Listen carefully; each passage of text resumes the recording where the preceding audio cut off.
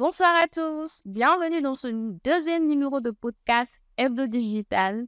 Ce soir, nous abordons comme thème les métiers du numérique. Alors, comme vous l'avez bien deviné, je ne suis pas seule sur ce plateau. Je suis accompagnée de M. Babili. Bonsoir, M. Babili. Bonsoir, Jean. Bienvenue sur le plateau de Hebdo Digital. Merci d'avoir accepté notre invitation. Un grand plaisir. Vous êtes bien installé? Très, très bien. Super. Confortablement.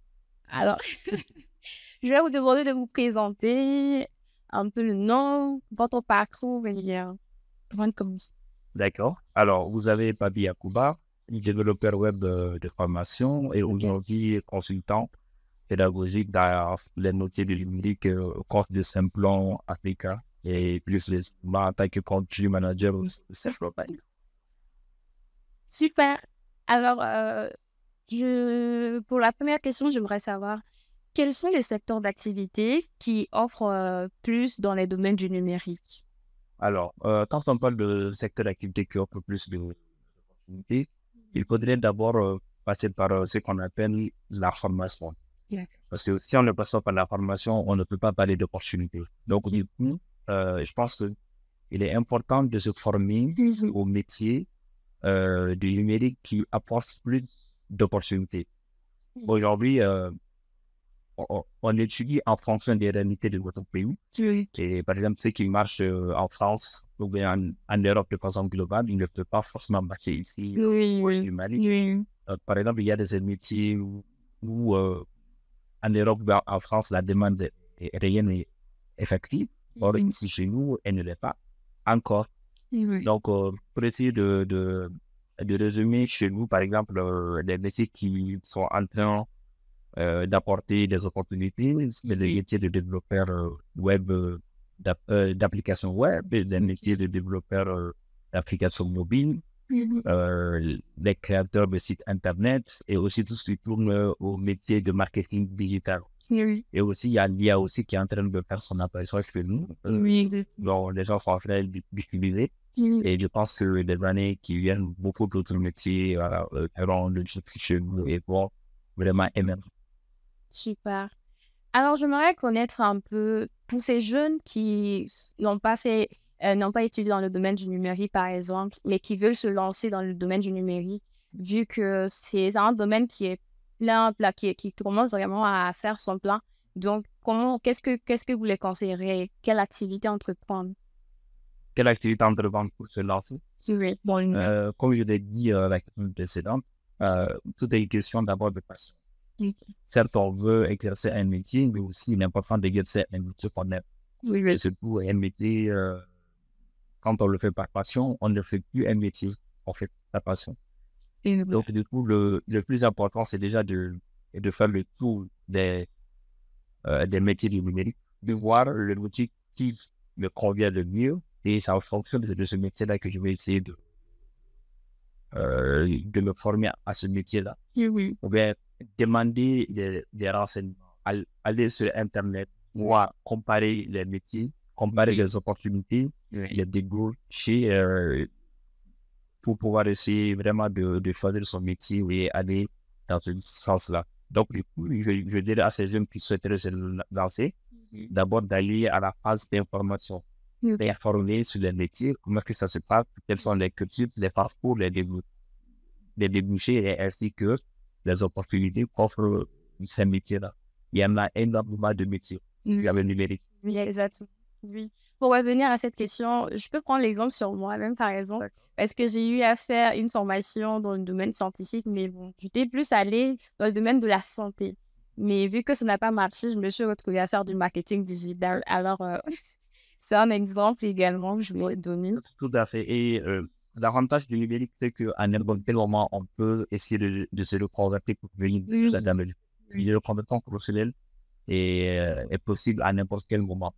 Contrairement à d'autres domaines d'activité ou métiers qui, la reconversion professionnelle est très, très compliquée. Par exemple, quelqu'un qui souhaiterait quitter du marketing pour aller faire le Ah ouais? le droit, il faut carrément commencer depuis la première année. Oui, ça calme. Et aucune école n'accepterait de vous prendre directement en licence ou bien en master. C'est pas possible. Quand on veut faire du droit, on commence par la première année. C'est vrai. Donc, or, le le numérique, c'est vraiment démocratisé, c'est décentralisé. L'apprentissage est partout. Et avec Internet, aujourd'hui, on a accès à beaucoup de choses, donc, choses qui facilitent énormément l'entrée dans le domaine du numérique.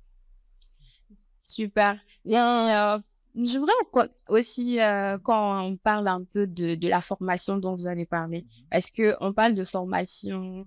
C'est vrai que, est-ce que c'est toutefois aller dans une école pour se faire former dans cela ou bien il y a des possibilités de se faire former au préalable dans ces métiers?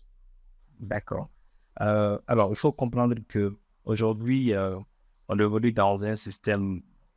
Il y a longtemps, on évolue dans un système où qui a quel diplôme, plus que qui sait faire quoi. Donc, du coup, je pense qu'à ce jour, nous sommes en train d'évoluer largement sur une manière où on demande de faire quoi. À peu près comme chez les Américains, où vraiment la pratique prend plus sur la théorie.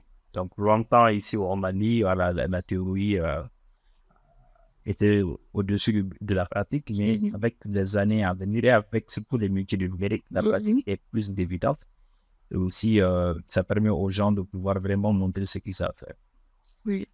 Pour exemple, par exemple, chez nous, à Simplon, on demande rarement le diplôme de quelqu'un. À partir du moment où la personne sait faire quelque chose, on prend la personne pour ça. C'est plus le talent, vous regardez. Exactement, plus le talent. Qu'est-ce que la personne pourrait toutefois nous apporter? Quelqu'un peut avoir un diplôme, un Bachelor 5 ou PhD, mais qui en réalité ne pourrait pas apporter quelque chose. Exactement, à ton entreprise. Donc, du coup, on prend plus qui sait faire quoi, qui peut apporter quoi. Donc, c'est aujourd'hui, le diplôme ne compte pas comme avant. Aujourd'hui, le diplôme, c'est un moyen pour pouvoir te classer dans quelle catégorie, voilà, pour déterminer ta rémunération, voilà. Parce que l'État dit ça doit se passer comme ça. Donc, sinon, en réalité, en termes pratiques, souvent, il y a de ces gens qui ont des certificats qui ont plus d'aptitude et de compétences que ceux qui ont des diplômes. Voilà. Ok, mais toutefois, est-ce que les métiers du numérique contribuent-ils à pouvoir réduire le défi que rencontre la société concernant le chômage et l'accès à l'éducation? Ok, alors, il faut comprendre qu'aujourd'hui, le numérique contribue énormément à réduire les défis sociétaux, parce qu'en réalité, comme n'importe quelle révolution, les révolutions viennent avec des côtés négatifs et puis avec des côtés positifs. L'industrialisation est venue avec son côté positif, où voilà, ça crée beaucoup d'avancements. On a vu des véhicules, vraiment des véhicules haut de gamme, voilà, des véhicules de luxe voir le jour. Le travail à la chaîne, les robots ont remplacé les humains. Donc, du coup, le numérique aussi, voilà, il y a de ces emplois qui vont disparaître. Et comme le numérique crée aussi de l'emploi. Donc, il faut juste essayer de faire un comparatif entre les emplois perdus et les emplois gagnés. Et aussi, ce n'est pas une perte d'emploi si les gens parviennent à se mettre à jour. C'est très, très important. Quand je parle de se mettre à jour, c'est surtout mettre à jour ses connaissances. Parce que si on a des connaissances qui évoluent avec le besoin d'une action, le besoin des entreprises, on ne restera pas au chômage. Mais si on n'évolue pas, on reste stagné avec les mêmes connaissances depuis de 15 ans, 20 ans, voilà. Il y a 15 ans en arrière de la manière dont on programmait, on ne programme plus de cette manière aujourd'hui. Donc, surtout avec l'avènement de l'intelligence artificielle. Donc, le numérique est parti vraiment à la réduction, voilà, des défis de société par rapport au chômage. Donc, le numérique crée énormément d'emplois. Quand on prend, par exemple, le marketing digital, par exemple, il y a des community managers, il y a des social media managers, il y a des web marketers. Il y a énormément de métiers qui ont vu le jour avec le numérique. Donc, chacun a sa place dedans et chacun peut se spécialiser dans quelque chose pour pouvoir vraiment affiner son expertise. Donc, du coup, le numérique est vraiment un moyen pour pouvoir réduire le chômage et régler d'autres défis. Par exemple, le numérique permet à ce que l'État récupère ses impôts. Ça permet à l'État, par exemple, de contrôler tout ce qui est vignette. Ça permet à l'État de contrôler tout ce qui est carte grise, ainsi de suite. avoir accès à l'information, voilà, de façon immédiate, quoi. Donc, le numérique peut résoudre énormément de problèmes. Il suffit seulement de savoir qu'est-ce qu'on veut régler et comment est-ce qu'on souhaiterait s'y prendre. Est-ce qu'il n'y a pas aussi des inconvénients, comme vous avez si bien dit, il y a de nos jours des métiers qui ont tendance à disparaître parce que dû à l'apparition du numérique, bien sûr, ces métiers qui ont tendance à disparaître. Alors, il faut comprendre que le numérique, c'est un moyen pour pouvoir se faciliter la vie. Exactement. Le numérique facilite dans la façon de travailler. Le plus important, je l'ai dit, c'est de se réinventer et de se mettre à jour. C'est vrai. Une secrétaire de direction qui ne se met pas à jour finira par voir son métier disparaître. Parce qu'avec les outils d'intelligence artificielle, ça va vite. Oui. Écrire un courrier, il suffit seulement de donner l'énoncé ou bien les deux grandes lignes. Oui. Avec ChatGPT, ça passe une minute. Voilà. Avec tous les autres outils, ça passe très très vite. Donc du coup, il y a le lot d'inconvénients. Tout ceux-là qui ne parviennent pas à se mettre à jour, ça va les dépasser. Et quand ça dépasse, c'est un problème. Voilà, tout comme ça crée aussi de l'emploi. Mais il faut juste peser le pour et le contre. Et je pense que là, le pour remporte. Exactement. Alors, pouvez-vous nous raconter une petite anecdote à maison de votre parcours en tant que formateur? Alors, il faut comprendre que je ne suis pas sorti de l'université en tant que formateur, non. Oui. De base, j'étais développeur d'applications. Donc, j'ai réalisé plusieurs solutions qui aujourd'hui existent et qui aujourd'hui tournent dans certaines entreprises de la place. Wow. Mais c'est plus avec la passion. J'ai fait une fois, deux fois et j'ai vu et j'ai compris que j'ai plus de passion à partager, voilà, que à être derrière un écran tout le temps. Dans un bureau fermé. Ouais, bien sûr. Donc du coup, être avec les gens, apprendre des autres, surtout développer les questions de pédagogie, les questions d'approche, vu que chez Sembron, nous utilisons ce qu'on appelle la pédagogie active. L'approche par projet ou bien l'approche par compétence, qui permet vraiment de mettre l'apprenant au centre de son apprentissage. Donc du coup, le formateur n'est plus le détenteur de la connaissance. Le formateur est coach et il suit l'apprenant dans son processus d'acquisition de compétences. Donc du coup, l'apprenant est plus apte à pouvoir capter et garder quand l'apprenant contribue à sa propre formation. Donc toutes ces questions de pédagogie m'inspirent énormément. Et qui fait que franchement je suis resté dedans et c'est un métier qu'il faut vivre pour pouvoir mieux comprendre. Ouais. Ça, même si quand j'étais jeune, plus jeune, je ne voulais pas devenir enseignant. Voilà. Notre anecdote. Anecdote. L'anecdote que c'est même pas qu'anecdote, mais ça fait rire, mais en réalité, je m'aimerais partager ça sous forme de conseil. D'accord. Vraiment dire à tous ceux-là qui font ça de vraiment se revoir. Par exemple, j'avais écrit une fois sur LinkedIn un post où je disais aux gens de pouvoir lire. Lire. Parce qu'aujourd'hui, la lecture est devenue... en fait, le manque de lecture est devenu un fléau général. On vient de le dire ici. Que ce soit les apprenants, que ce soit les personnes en situation de demande d'emploi, et ainsi de suite. Même les seniors, il y en a beaucoup qui n'aiment pas lire. Par exemple, nous lançons des appels à candidature, nous convoquons les gens. Dans les appels à candidature, tout est expliqué dans les publications, tout est expliqué dans le formulaire, tout est expliqué dans les mails. Mais avec tout ça, on reçoit des questions qui n'ont pas lieu d'être. Parce que les réponses se trouvent déjà dans les examens. Mais ils ne lisent pas.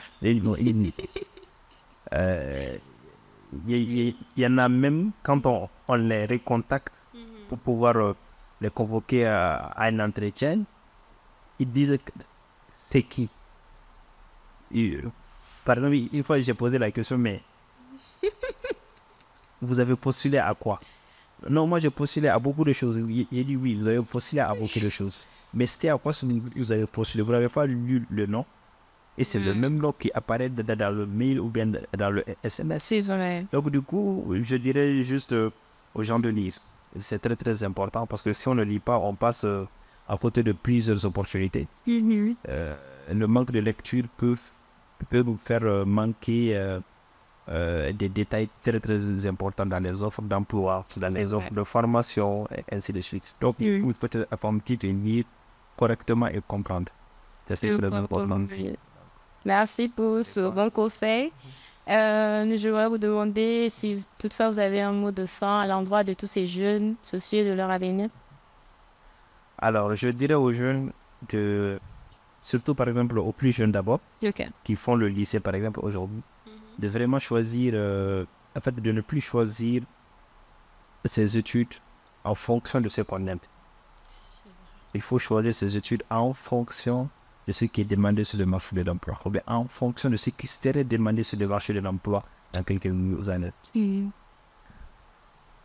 ne dis pas que tel domaine est mieux que tel domaine, mais à ce jour, on voit clairement qu'il y a des domaines qui sont porteurs de l'emploi et des domaines là, qui ne sont pas porteurs d'emploi à ce jour. Or, le numérique est un domaine qui crée énormément d'emplois parce qu'il y a tellement d'opportunités et de métiers dedans que voilà, chacun peut avoir son métier dedans.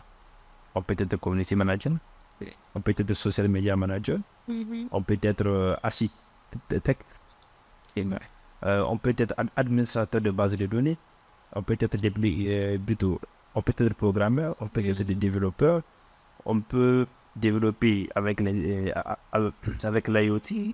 Il y a tellement de métiers que c'est pas possible.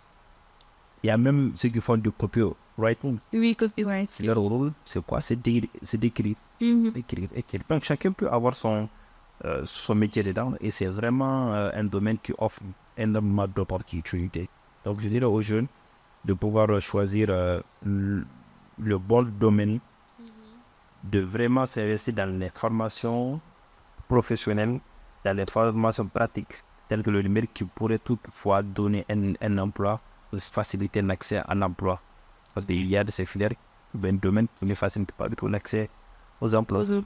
Donc du coup, je conseille à ces plus jeunes qui font le bac, si vous n'optez, choisissez vraiment de faire des filières porteuses à l'avenir.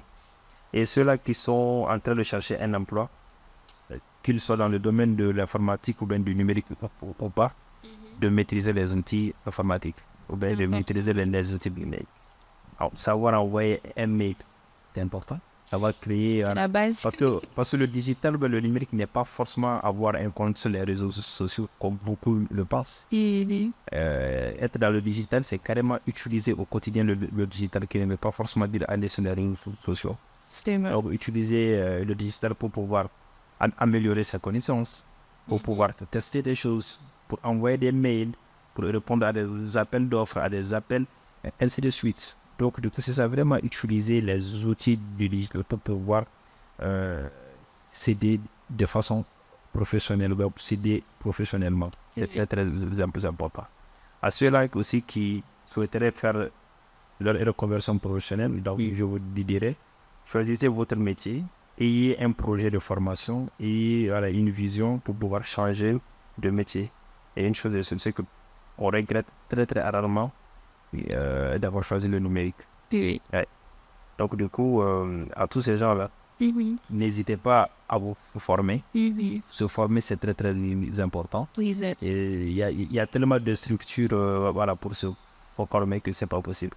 Il y a les écoles classiques, il y a les centres de formation professionnelle, il y a les centres aussi comme Simplon par exemple, qui seront bientôt à la centre de formation professionnelle. Et nous délivrerons aussi bientôt des certifications.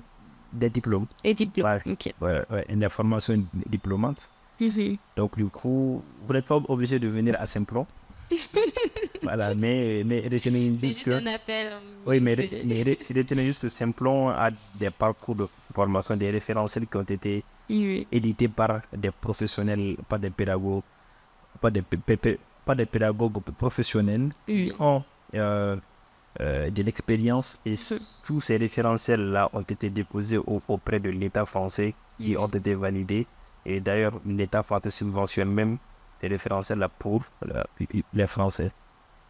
Simplon. Donc du coup, nous avons du contenu, nous avons des référentiels vraiment certifiés qui ont apporté vraiment des réponses concrètes.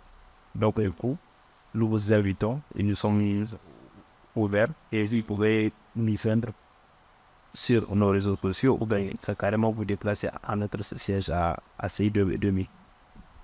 Merci beaucoup, Monsieur Babi. Adéquat. Merci pour ces précieux conseils qui sont utiles à vous ainsi qu'à moi, comme vous l'avez si bien dit, une phrase que j'ai retenue, se former, c'est important. Et merci de nous avoir suivis. À la prochaine. Bye. Bye bye.